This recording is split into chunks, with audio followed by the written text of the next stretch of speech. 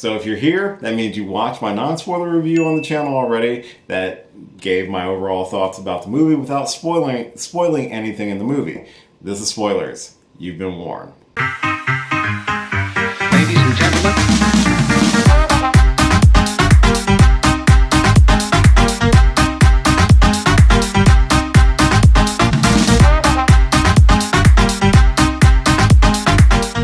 Hey, what's going on, everybody? It's your boy Will. I'm not going to drag out the intro too much because hopefully you are coming here because you have watched the non-spoiler review already. If you're clicking on this and you haven't watched the non-spoiler review, this is your only warning. We are talking spoilers for Doctor Strange and Multiverse of Madness in this video in its entirety. So you get one warning and I'm going to start. And I'm going to give you my little admin and then we'll start. So this is your last warning. Spoilers for Doctor Strange and the Multiverse of Madness. 3, 2, 1. But before that, again, if you're checking this out for some reason it's your first time, hi, Will, do reviews, do reactions, do discussions, do drinking, do gaming, all geeky. If that's your bag, subscribe, trying to get to 500, help a brother out. Yeah. Enough time?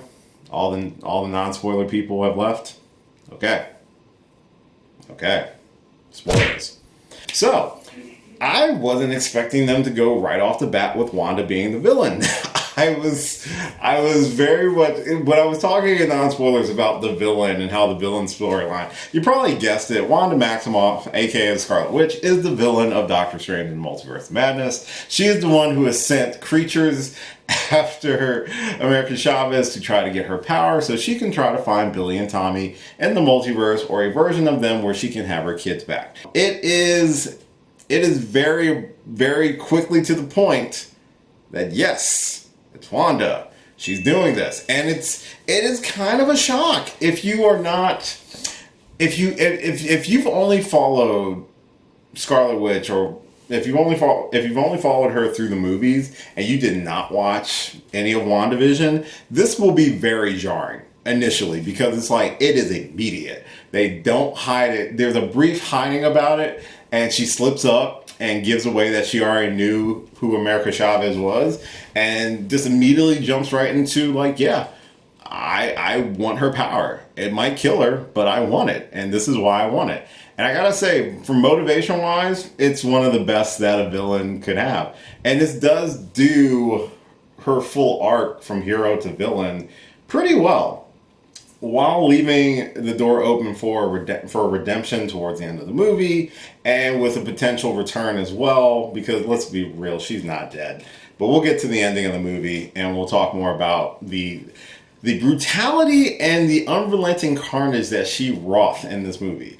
I talked about it briefly, but this movie does not pull any punches when it comes to like a body count, because she attacks Carmontage where they're trying to protect America and not the country, America Chavez. But she really kills a lot of the sorcerers there, and you know, it's like very brutal. And she warned Steven too that me sending the creatures after her was her way of showing restraint.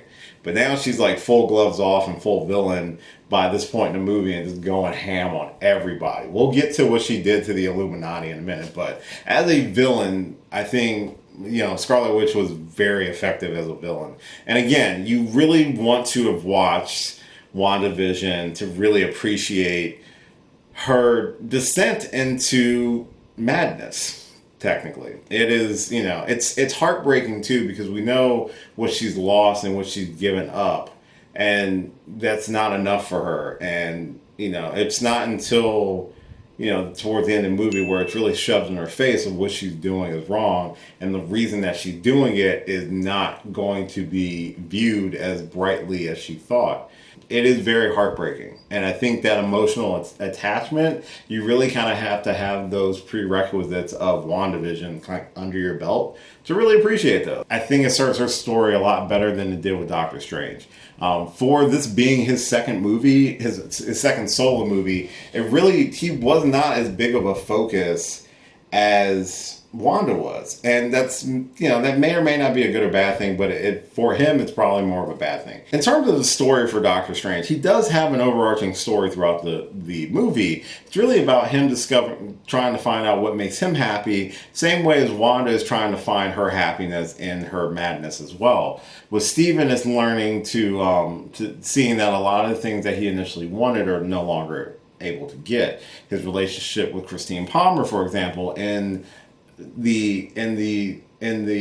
our universe in 616, she is already married to somebody. She's getting married to somebody else, and this is where the movie kind of begins. Right before we jump right into the action of him rescuing America from Gargantos, which is the big tentacle thing that's attacking her, and you see it in the trailer. The movie takes time to constantly ask Strange, is he happy, or is he happy with the way his life is? And we see that in all the different variants of Doctor Strange that we encounter in the movie. And variants, a plethora of not only Strange, but other heroes that we have encountered throughout the MCU, which we'll talk about in just a second. But his story is definitely one that I think suffered from a shorter runtime, because a lot of the focus was really put on Wanda, and her story was much more impactful compared to his. I think people gravitate more towards Wanda's emotional journey than Strange's in this movie. While albeit he does have a conclusion to that journey, I don't feel like it was as satisfying as it was with Wanda's in that aspect. Speaking of sorcerers, like, poor Benedict Wong in this movie. Wong in this movie takes such a beating. I mean, he is the Sorcerer Supreme, but he gets knocked around by everybody, Wanda especially. When he's on screen, though, it's always a joy to watch Benedict Wong portray the character. And, being that he is going from where he was at the beginning of the franchise with being a librarian for the most part, or a servant, to being Sorcerer Supreme is pretty dope. I do kind of wish he had a little bit more to do than just kind of get knocked around in the movie. But again, pretty similar to Doctor Strange. Him and Wong have appeared in multiple movies since the first movie, and have done a lot more in that time as well. So it's not like he hasn't been featured heavily in recent memory. So I don't find that as much as a deterrent. But if we're talking spoilers, I will just talk about how, the poor guy got his ass whooped in this movie. But still a joy to see. I liked America Chavez as a character. She was more so a damsel in distress right until the third act, for the most part. But overall, I like her character motivation and like what she's doing, and I'm very invested in where she's going to go in the future. I am a little disappointed though, because in the comics, America Chavez is a lesbian, and they hinted at it with the LGBTQ pin on her jacket, and the fact that both of her parents are both females. And they did show that on screen, their relationship, but it was very minimal. And I'm feeling like the movies really need to take a chance or an opportunity to really give us more representation than we're really getting in these movies. I mean, Eternals, we had Phastos, and albeit it was very brief. I mean, I think his presentation of being in a gay relationship was a lot more impactful than what we got with America Chavez. And I think as a younger character, that would have been much more prominent to see some of that explored on camera, on screen, in this first outing. Obviously, this isn't going to be the last time we're going to see America in any of the movies or television series, or whenever she's going to show up again. But I'm hoping the next time we do see her, we get more of her personality and a little bit more about her character beyond just that she can make portals, that sort of thing. I think the actual effect of the portals is pretty dope. I mean, I really like all the special effects and things in the movie. I thought they were fantastic. I just want a little bit more of her character. I am excited to see what they're going to do with her. I just hope it's a little bit more and really kind of leans more into her comic book orientation. I would really love to see that on camera.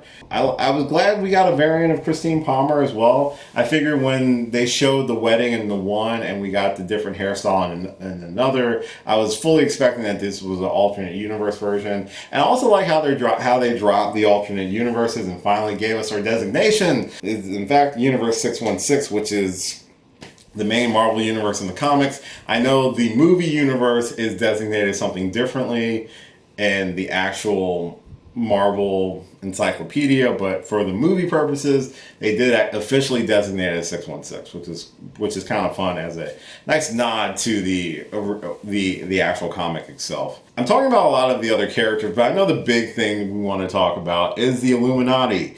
The Illuminati make their official debut in the MCU, albeit very short, in this one. And I briefly talked about it in the non-spoiler review about the Illuminati. We got some pretty big cameos in this. Obviously, Patrick Stewart was already revealed to have been in the movie.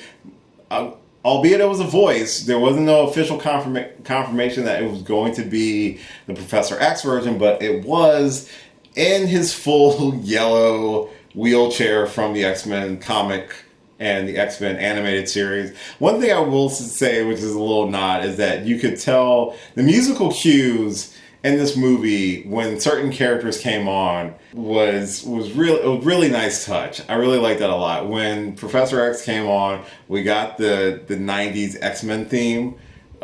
Like very subtly, and I really like that a lot. And I think they even did that for Wanda when they were first talking about Wanda when Strange went to go see her. And I want to say for some of the other characters, like for Captain Carter, played by Haley Atwell, who finally got her live action version of Captain Carter. We saw Captain Carter initially in the What If series. I don't think this is the exact same Captain Carter. I hope not, because of what happened to her. But we got Captain Carter as well on the Illuminati. Mordo, who was played by Chiwetel Ejiofor, he returned in the movie as an alternate universe version of Baron Mordo, who is the Sorcerer Supreme in this universe.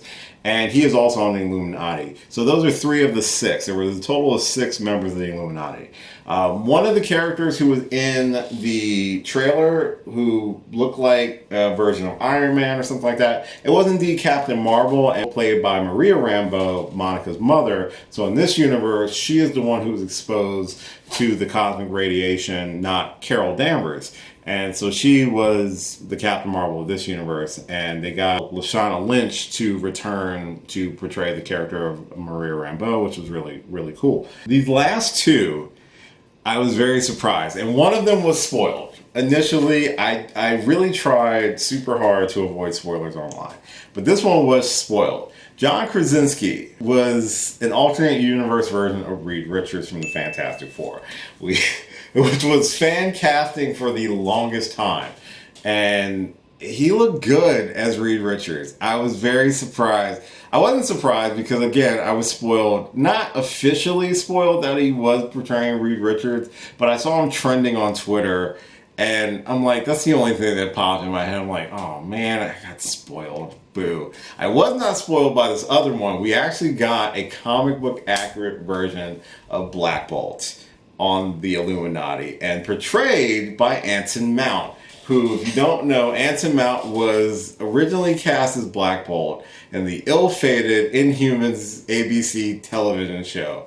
And I'm really glad he got a moment of redemption to finally be in the full comic accurate suit, and it actually looked really good. So the Illuminati were in this movie and they were awesome, but they got iced super quick by Scarlet Witch.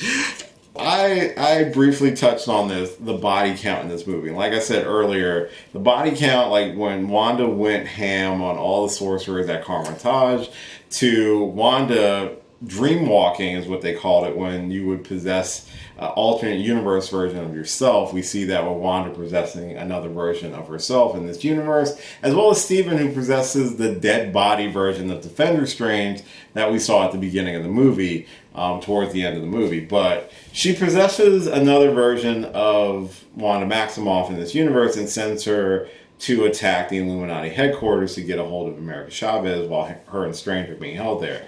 And to say that Wanda is the most powerful Avenger is an understatement. She blew through all of them. She removed Black Bolt's mouth to make him literally scream inside of his own head, causing his brain to explode. And they showed it. It was rough.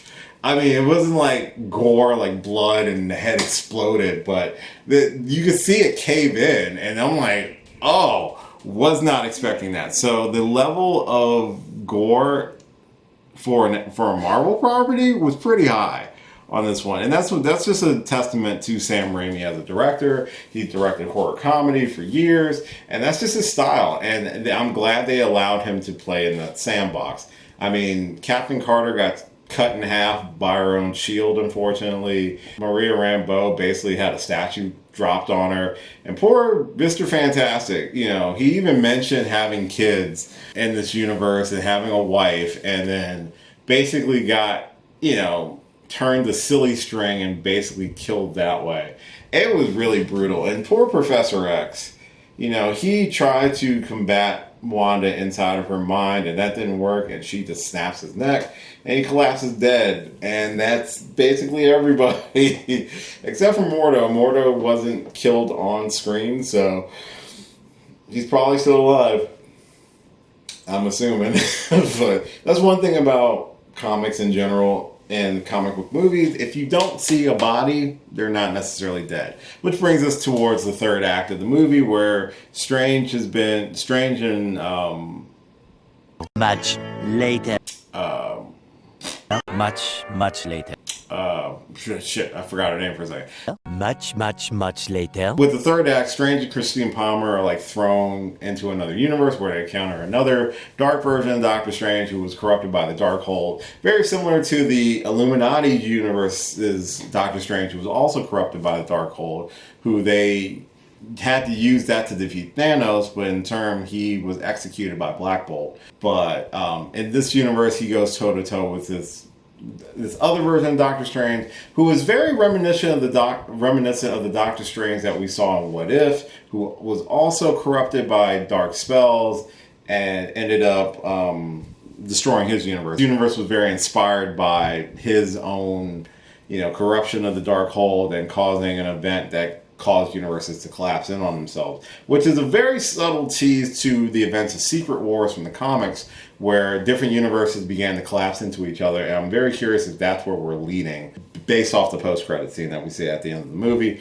But we go toe-to-toe with these two Doctor Stranges, which is really cool too, because they use like musical notes as weapons, and I thought that was a really neat visual. But Strange is able to kill this one.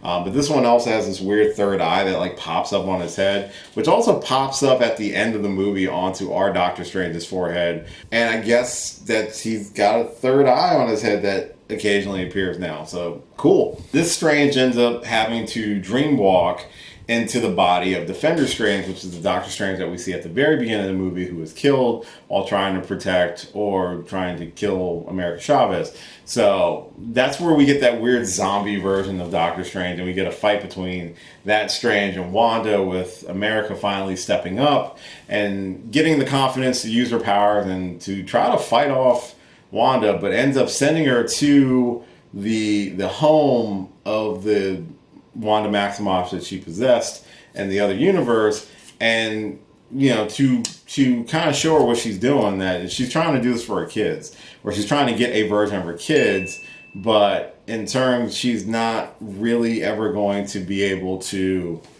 have what she wanted. This is a pretty devastating reveal for her, but it is the thing that ends up stopping her and finally forces her to realize what she's been doing, the path that she's gone down. So the only option that she does at this point is basically to seal the Darkhold away along with herself, and by collapsing this temple fortress that's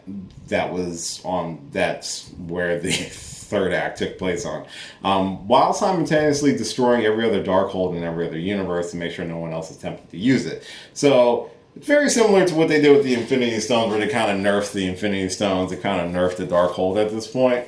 And that's kind of where the movie ends, with Strange repairing the watch he got from Christine, kind of as a symbolic gesture to move on. But before everything, ends, he starts screaming in the middle of the street, and the third eye pops on his head, and that's where the movie ends. So there's a lot that this movie does in a very short amount of time. It can give somebody whiplash or a headache at a certain point, but it is a hell of a fun ride of a movie. But I really like what they did with Wanda. Wanda was kind of the focal point of this movie, and I mean, for better or worse, that's how the movie presented it. I think Strange and his story throughout the movie was about trying to find a level of happiness, or being happy with the life that he has. Very similar to what Wanda was experiencing with trying to find happiness and trying to reunite with her children. But her path and his path definitely went down two completely opposite paths. I said path a lot. Hers clearly took her to a dark place where she did a lot of bad things. And I would say this is probably unlike with WandaVision, where I don't really felt like she got a true opportunity to take accountability of her actions. In this movie, she definitely takes accountability for her actions in the end. I don't think she's dead, just based off of all the information that we have about them giving her own movie or series. But she already has a series. But giving her her own movie. So I will expect to see Scarlet Witch return. Again, we know Doctor Strange is coming back in the future. There are teases with the way that they're doing the multiverse now. They're definitely teasing Secret Wars. And I think that's the movie that they said the Russo brothers would be willing to come back for. So it'll be interesting to see what they do going forward. I don't know if Sam Raimi will direct another Doctor Strange movie, but I'm glad he got to direct this one. He definitely got to put his own style and spin on it, which is a lot of fun. They took this to a lot of places I wasn't fully expecting them to go. I knew they were going to dabble with the horror element a little bit, but in terms of the level of actual like murder and body counts and death, I mean, they really pushed the limits with which you can get away with PG-13 movie, which mad props to them on that one. Besides some of the other story threads not really being, given time to kind of breathe because of the shorter runtime, I still think this movie was a success. I had a blast watching it. It was a lot of fun. The cameos were eye-catching and surprising, albeit one of them was spoiled for me. I overall enjoyed it a lot, and I had a lot of fun with it. And I still think it's definitely up there in terms of how I would rank Phase 4 movies for right now. But yeah, it was a hell of a lot of fun. I loved it. I really did enjoy it. I loved what I saw, and I had a good time with it. So that's the important fact. So those are my spoilery thoughts of Doctor Strange and the Multiverse of Madness. So hopefully you've put yours in the comments down below. Let me know if I missed anything. I probably missed a lot. I definitely plan on seeing it again. Maybe not in theaters, but definitely once it comes out on Blu-ray or on digital. But yeah, we don't stop here. We got Thor: Love and Thunder next. And that's going to have a lot of reveals in it too. So keep your brain toasty, everybody. So thank you so much for checking out this video. I really do appreciate it. Again, if this is your first time checking me out, sorry if you stuck around for spoilers. But if you've been watching me and you've been checking out my videos, hopefully you subscribed as well. I really appreciate it. Comment down below. Let me know your thoughts on it. You can follow me at bunch of different social media platforms. They're all listed at the end of this video. Like, share, subscribe, and all that fun stuff. And as always, until next time, I will catch you later. Hey, thanks for watching this video. If you did like this video, why not give me a thumbs up and share it with your friends? You can subscribe to the channel by clicking on my gorgeous little face right over there. You can follow me on all the various social media platforms right below. And last but certainly not least, if you've got a few extra minutes, why not check out one of the lovely videos floating right over here. Later.